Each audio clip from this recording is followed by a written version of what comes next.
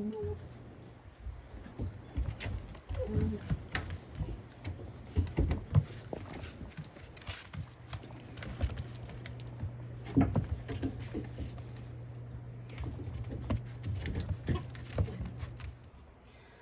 and welcome to our video review session this week with No Bones About It Puppy Day School and Piper.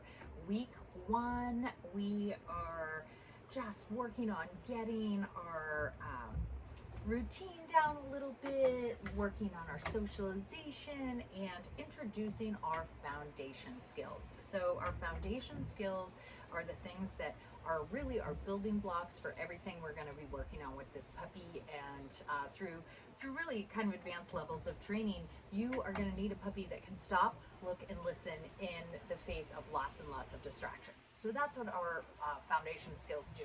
We start with what we call name game, and then we work on some hand targeting, and then depending on the pup, maybe we'll progress to some other things in week 1. So we work with a primary resource such as food, our voice, our petting, or things like that, all as reward systems for this guy. So, or this little girl. I didn't mean to call you a guy. You're a little girl. So we want to make sure though that those are not our food, especially is not visible to our puppy. It's way too distracting if I'm sitting here with a fistful of food, as you can see. Puppy's not thinking about anything else other than how to get this. So even when I'm working with food, I'm not gonna have it visible. I'll either have it behind my back or in a pocket or something like that, but at the ready. Very nice, thank you for not, oh, I missed my opportunity. You were sitting so nicely, and then we wanna ignore, yes, we wanna ignore things like that, and reward very heavily when the puppy makes really good choices on their own, even if we have not asked them to do something. So, so that's really another important fact, is making sure that we're not overlooking behaviors that we like and not just rewarding when the puppy offers them. Very nice. So we're gonna start with Piper. Yes. We're going to start with what we call name game, which is simply I say my puppy's name and they give me eye contact. So I'm going to distract sometimes by tossing a little treat. Piper! Yes. Just to get them to not look at me, and then I'm going to use their name. Piper! Yes.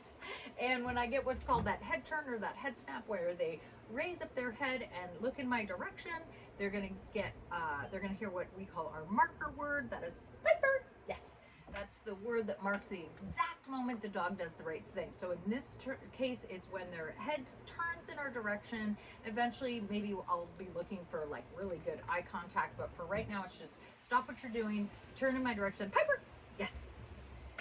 It's also really important that we don't wait for any other behaviors or mix any other behaviors in here, like sit or something of that nature. This is simply about stopping what you're doing, giving me attention, all right? So when we're trying to get lots of repetitions in, I'm trying to get the puppy distracted by using that thing, what we call a treat toss. So go find it. Piper. Yes. Good job. Just quickly review for name game. All it is you're saying your puppy's name, you're looking for that head turn, you're using your marker word as soon as you get it, and then you're rewarding the puppy, not necessarily asking for any other behaviors in between. If the dog offers something else before you can get that reward out, that's fine, but it's not integrated into this practice. You also don't get to repeat your puppy's name when you're practicing this. So my kind of rule of thumb is we want to make this as simple as possible in the beginning, so the puppy doesn't really make mistakes. They don't choose not to look at you. If I have to work in a quiet, we're outside right now, but if I have to work in a quiet room where there's nothing going on right now, that's fine. We want to aim for really, really high levels of success. So what happens if I say the dog's name and they don't look at me? Don't repeat the name. Stop for a second. Figure out, how can I make this easier? Can I have less distraction in my environment? Can I get closer to the dog? Maybe I need to get down on their eye level. So before you repeat the exercise, you want to try to change some kind of criteria to make it easier for the puppy to be successful. Piper! Yes. Now we're outside and I just heard another puppy barking in the distance.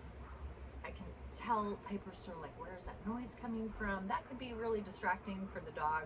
Piper! Yes. Let's go ahead and look at what hand targeting is. Hand targeting is another method of getting your puppy to be mentally engaged with you. So what hand targeting is, or the touch game, is an open palm that comes out to the puppy's nose level. You're going to use the word touch. Most puppies will, and then all we're looking for is for that puppy to come and boop their nose on your open palm. As soon as the boop happens, you say yes, which is the marker word. That should almost happen simultaneously, and then your reward comes right in front of this target hand. So it looks something like this. Touch. Yes. Now, why did the puppy do this? We've never practiced this before. Most puppies are just curious. They'll come move towards an open, something that's moving. So if you're really not very, if you don't have any energy in this, if you sort of put it out like right in front of your body, puppies might not move towards it. But if you really come out with a little bit of energy out to your side, we'll see when I stand up and practice. Piper, touch. Yes, good job. Then again, most puppies will go ahead and come check it out and boop their little nose to the open palm of your hand. Same rule applies. If you do this, you put your hand out, you say touch, the dog doesn't move towards it, doesn't do anything, then you need to put it away and start again. You do not continue to repeat touch. You don't move your hand towards the puppy. One of the things that sometimes is really helpful when we're practicing this is to make sure that your puppy is not sitting, because a lot of times when puppies are sitting, they don't want to move because that's a place where they've learned they get rewarded. So one of the things that's really helpful is just to make sure that your puppy's a little bit standing up, moving around when we practice hand targeting. So we'll get to that in a second. So we're going to move this little mat. You're not really going to be able to see me here, but you'll be able to see your puppy a little bit better, right? So, so here we go. We got we're going to do a little go find it. Go find it. Hands behind my back. Piper! Yes! Very nice. Good job. Little treat. Go find it. Piper! Oh, you had to chew that one.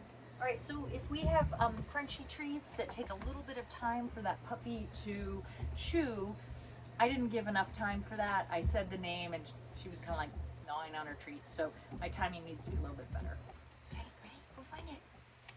Oops. Piper! Yes! Oh, yes! Good job!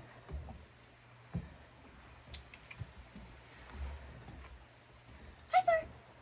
Yes!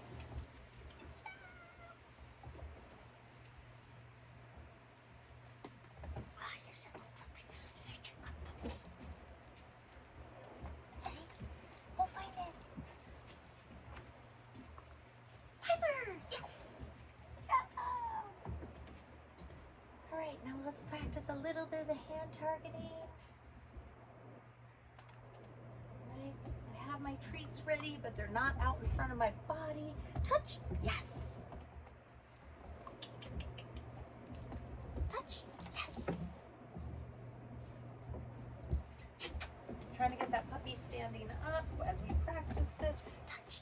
Yes. Good job. Touch. Yes. Piper. Yes. Good job. Piper. Yes. Also want to make sure that puppy comes all the way in towards me when we're working and they don't stop and sit a few feet away. So if we're doing name game and I gain a little distance, Piper! Yes! So she wants to keep she wants to keep sitting a couple feet away from me. So what I'm gonna do is just continue to back away from her. I don't want to move towards her when she stops. I want to back away so it pulls her all the way in towards me before she gets her reward. All right?